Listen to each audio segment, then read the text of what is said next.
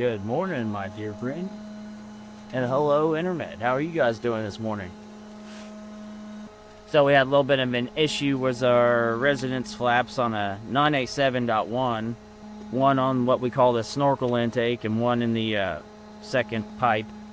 And when I was doing my tuning, they acted like they were not working correctly. So I think I found the issue. I'm going to get this thing put back together and get tune finalized on it and get this off the dyno.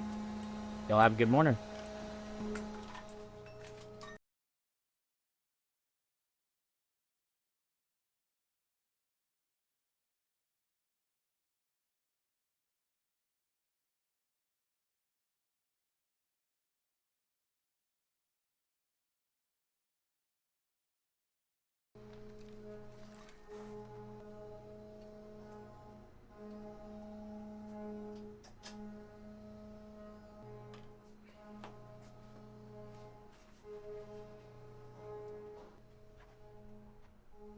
Morning, Sam.